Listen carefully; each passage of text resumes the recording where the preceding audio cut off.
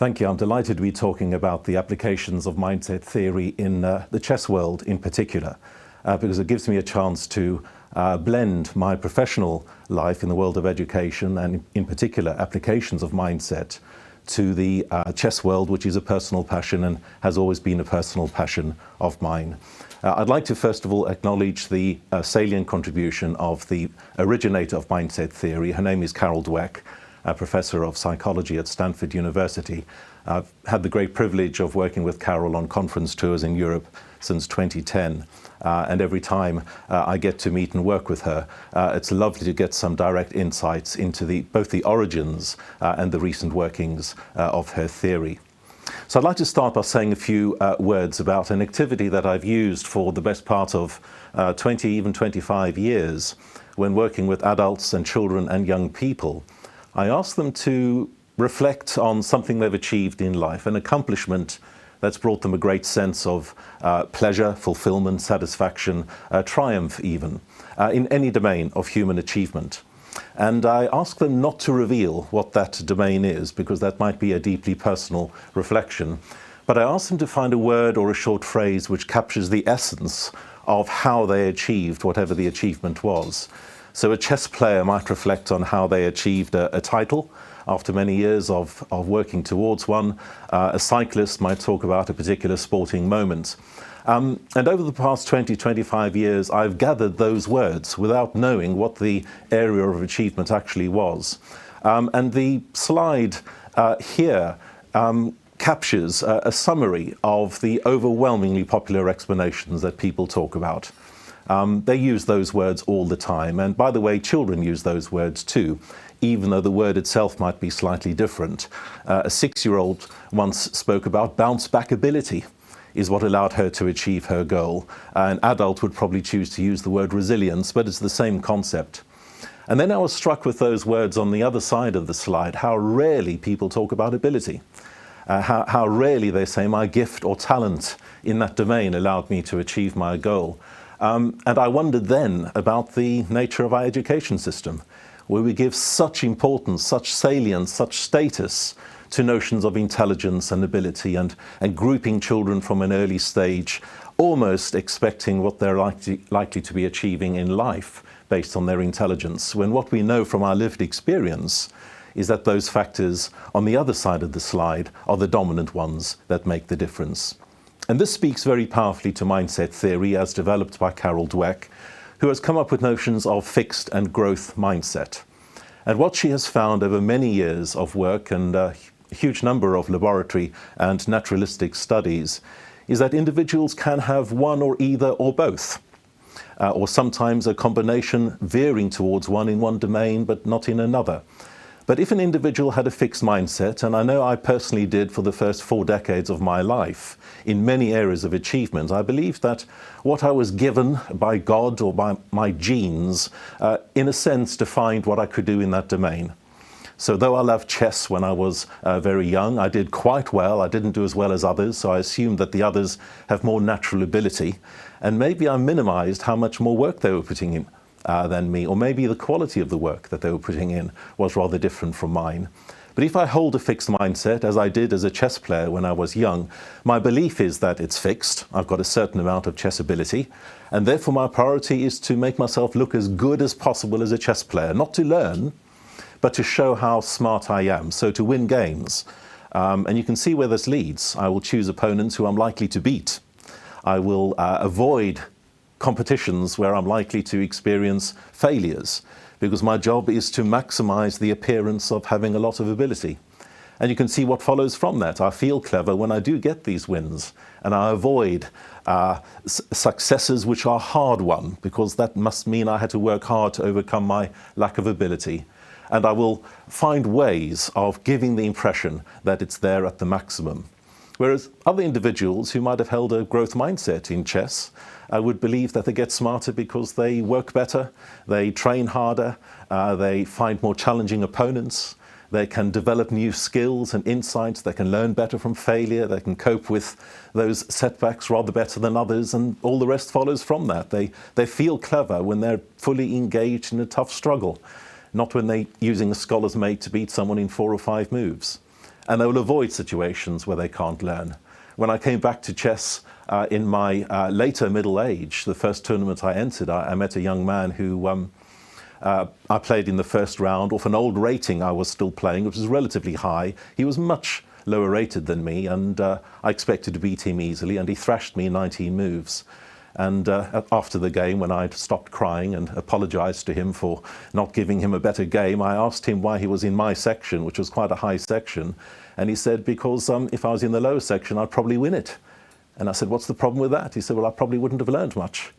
And I've made a note of that young man. I've been spotting his trajectory in the chess world, and I'm not surprised that he's continuing to make leaps. He's got a wonderful growth mindset and is, in a sense, working hard in every tournament to develop those skills.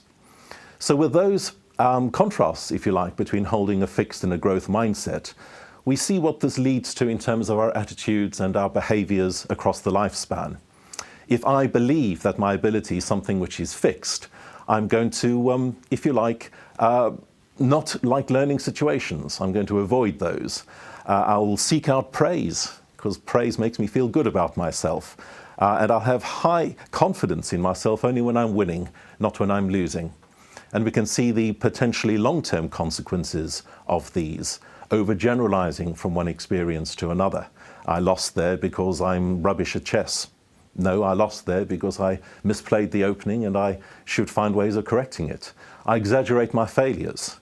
I, if you like, catastrophize situations when actually, no, it's not the end of the world if you had a bad tournament. There's always another tournament. As Mickey Adams once said to me, if you have a desperate tournament, sign up for the next one and look forward. And Michael Adams, a leading grandmaster of the past 30 years, has said himself that however good you are, however talented you are, you've always got to keep improving. You can never rest on your laurels. And so too with some of those at the bottom. I don't think that effort is anything other than substituting for a lack of natural ability. There's lovely studies conducted by researchers in the United States of America, and in many ways they were looking at gender imbalances across disciplines. And they started with mindset statements. And you can see the first of those statements, being a top scholar in my domain requires a special aptitude that just can't be taught. If you like, in philosophy, having that beam of light, that brilliant natural insight, it's actually a very fixed mindset view. The one below is very growth mindset. When it comes to my subject, the most important factors are motivation, sustained effort, and raw ability in that domain is actually very secondary to that. And they gave these statements to college lecturers at universities across a wide region in America. And they just wanted to see, are there differences between the fixed and growth mindset views of university lecturers in different departments? And I'd just like to share with you some of their findings. There were marked distinctions between the mindsets of lecturers in these domains. Some of the most fixed, those on the left-hand side, like physics, computer science, and the least fixed, those on the right-hand side, in subjects to do with science, technology, engineering, and maths. And it's just interesting. You just need to look very briefly at those results to see that you will see here, writ large, the gender gap. If you look in the arts and humanities, the views expressed most commonly amongst lecturers in fixed domains, and I should say this isn't all lecturers, we're looking at, if you like, prevailing trends rather than every individual. No surprise that women are underrepresented in those subjects on the left-hand side and, in a sense, overrepresented in those subjects on the right-hand side. And their conclusion is that women are particularly susceptible to notions of individual brilliance in subject domains. And I believe in the chess world, this gives us caution. If we present chess as something which you have natural brilliance, Judit Polgar was a great chess player, is a great chess player because of natural brilliance, we underestimate the work and the effort and the commitment that she's put in to develop the strategies. And chess, I think, is particularly susceptible to beliefs in natural brilliance, and we need to be careful about that. Good chess players become good because they work hard over time. A couple of years ago, with a colleague, Peter Wells, an English grandmaster, we wrote a book specifically about the applications in the chess world, and we unpick some of these in a bit more detail. And I'd invite anyone who wishes to explore that, please have a look at that. Thank you for your time.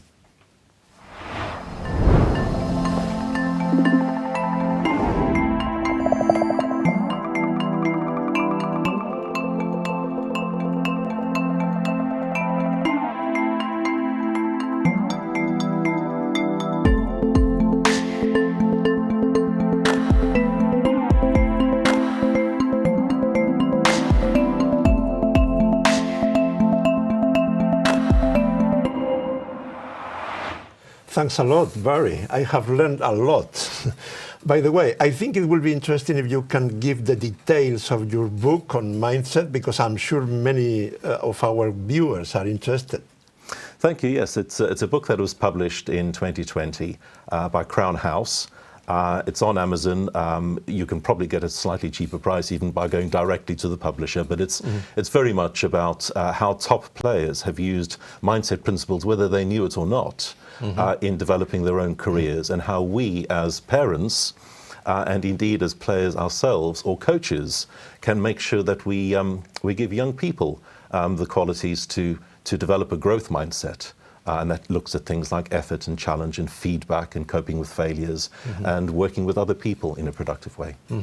Now, let's talk about very famous cases which are related to what we are talking about. For instance, our host, Judit Polgar, and her two sisters were brought up by their parents at home with chess as a very important subject. The father, Laszlo, is convinced about every child can be a genius. Everything depends, according to him, on education and environment. Do you agree with him? I used to agree even more than I do now. I'm a little bit more nuanced on that. I wouldn't say every child could be a genius. I think that runs the risk of underplaying the role of genetics as well. I think Judith needed to bring something to the party, but the party that her father created for her was a party I wish I'd been part of, and I think every chess player would have liked to have been. So I think it's necessary but insufficient. But if you gave me a choice between a child with great natural ability in chess and a child whose environment and personal commitment and passion in chess was higher, I'd go for that child every time. Because I believe the child with natural ability, who might be more likely to have a fixed mindset over time, because of their initial early successes, is more vulnerable to giving up at an earlier stage. Judith is Judith, because I think she harnessed the best of both worlds, her environment, plus whatever she brought to the party genetically and otherwise. Now, Magnus Carlsen. I know he was very intellectually stimulated by his parents since he was just a baby. At the age of 5, he already showed a prodigious memory. But chess did not interest him when his father taught him to play. I think he was about 4 or 5 at that time. And his father did not insist. I think this is important to underline. 2 years later, Magnus asked his father to play chess because he became jealous because his sisters were playing chess with the father. In this case, do you think this is a case of lesson for many parents and coaches? I think it's a huge lesson. I think that whether he knew it or not, Magnus's parents were creating a kind of growth mindset. And what they did was notice that moment when Magnus was transferring his attention from maps and other things that fascinated him towards the chess world, even if it was jealousy for his sister's passion and fascination for it at that time. But noticing that moment and then following the child's lead is crucially important. But you also need to create the environment in which they can express that initial interest, that initial spur of motivation and fascination too. We have a couple of minutes for another question. Going back to Laszlo Polgar, Judith's father, he says, according to what he says, where do we draw the red line? I mean, can someone who is not genetically gifted but has the right mindset become a grandmaster, one of the top 100, one of the top 10, a world champion? Yeah, it's a great question, and I don't think there's a definitive answer to that. But I think what we can say with a great deal of confidence is that you could reach a very high level with the right mindset. But that means you need to channel all the things that will support that mindset over time as well. Whether that will make you world champion or not, that's another question. This is one of the great mysteries of life, with so many different variables come into play over here, or whether you want to be a world champion because of the sacrifices that would involve too. So I would say that we need to get away a little bit from the 20th century debate of is it nature or is it nurture? What we now know in the 21st century through a variety of emerging fields in biology and other words, it's a necessary fusion between the two. One doesn't work without the other. There has to be this kind of constant interplay between genetics and the nurturing environment in order to achieve. But then the sky's the limit. If we think there's a limit, that's when our fixed mindset is holding us back. Thanks a lot, Barry. I'm sure that we all know much more now about mindset than 20 minutes ago. So that's thanks to you. Thank you, Arthur. Thank you. Now, we are going to talk about a hot topic, how to use artificial intelligence in the classroom. And to explain it, we have a great expert, Shamit Said. He has 17 US patents on artificial intelligence and machine learning. And he is the leader of artificial intelligence at a prestigious school in Dubai, GEMS Education. I'm sure we are also going to learn a lot in the next 20 minutes.